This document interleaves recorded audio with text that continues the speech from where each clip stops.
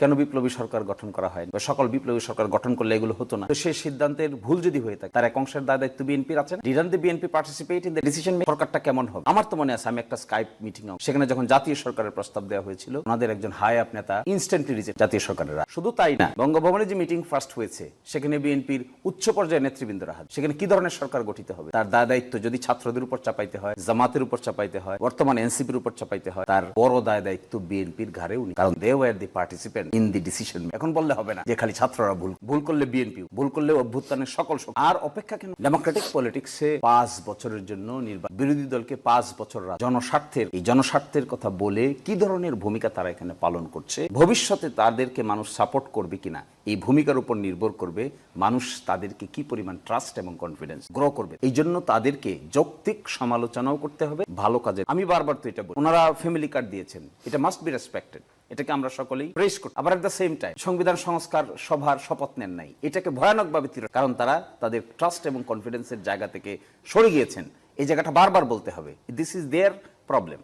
আবার at the same time জনকল্যাণে কাজ করছেন। আমি শুনেছি 16 তারিখ তারা খাল খনন কর্মসূচি উদ্বোধন করবেন, এটা প্রেস করতে হবে। This is good work, we have to praise the good work, at the same time we have to reject the bad work. Bad ওয়ার্কটা কি? আপনি রাষ্ট্রপতি জুলাইয়ের পক্ষে কথা বলতেছে, আপনি এখানে বসে থেকে আমি দেখলাম বিএনপি দলীয় মন্ত্রী এমপিরা টেবিল ছাপড়াচ্ছে যখন ফেসিস্ট বলে গালি। বাহ, এই যে একটা এম্বারেস, সেই জায়গায় কি জামাত থাকতে পারতো না? কেন থাকবে? বিএনপি রাষ্ট্রপতি বলেছেন তাকে রাখার ক্রেডিট হলো বলেন রাষ্ট্রপতি তার সাক্ষাৎকার, সে নিজেই তো রাজসাক্ষী, নিজেই বলে দিচ্ছে যে আমি থাকতে পারতাম না যদি অমুক অমুকরা আমাকে সাপোর্ট। তাহলে এর মাঝখানে এই রাষ্ট্রপতি কি চায় না বিএনপি ছাড়া অভ্যুত্থানের জামাত বলি এনসিপি বলি যারা এর বিরোধিতা করেছে সেই বিরোধিতাটা এসে সর্বশেষ প্রসিজুরাল বিরোধিতায় পরিণত হয়েছে সংসদ। এর আগ পর্যন্ত তার রাষ্ট্রপতিকে সামনে পায় নাই, যা কিছু বলেছে পত্রপত্রিকা, যা কিছু বলেছে নিয়মতান্ত্রিক ভাবে তো সামনে নাই।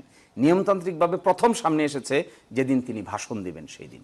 এই ভাষণের জায়গাটা ওনার মুখ দিয়ে এই উপদেশ শুনতে হচ্ছে কে দুর্নীতিতে চ্যাম্পিয়ন হয়েছিল, কারা 2001 সালে দুর্নীতিতে চ্যাম্পিয়ন করে দিয়ে গিয়েছিল।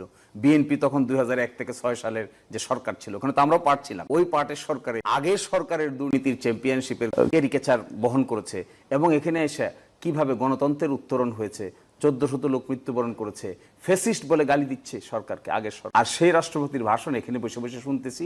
আমার মনে হয় এইটা শুনতে বিএনপির কাছে কেমন লাগে আমি জানি না, তবে রাষ্ট্রপতির জায়গাটাকে যদি ট্রাস্ট ওয়ার্থি ক্রেডিবল রাখতে হয় তাহলে সত্যিকার অর্থে ক্রেডিবল লোককে ওখানে বসাইতে হবে। কারণ এটা সম্মানের জায়গা, এটা কিন্তু যুক্তিতর্কের জায়গা না।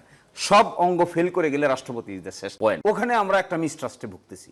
আমার ধারণা, আমি অনুরোধ করব, আমার ভাই এখানে আছেন, দ্রুত, ঠিক আছে প্রথম অধিবেশনে পারেন নাই, বাকি সময় যে সময়টুকু আছে টক টু দি, আচ্ছা বলেন প্রাইম মিনিস্টার বিদেশ যাবে, এসে রাষ্ট্রপতিকে রিপোর্ট করতে হবে না? কি বলবে যে এই প্রাইম মিনিস্টার এই রাষ্ট্রপতিকে কি রিপোর্ট করবে, কিভাবে রিপোর্ট করবে, কি কনভারসেশন হবে সেখানে? একটা চক্ষু লজ্জা বলতে কিছু নাই মানুষের?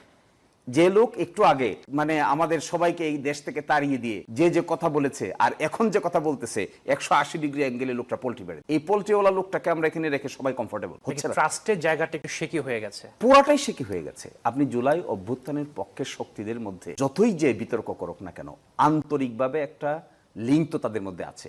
সেটা কি? তারা জুলাইকে রেসপেক্ট করে, সকলেই জুলাইকে রেসপেক্ট করে। এই কমন জায়গা তো আছে।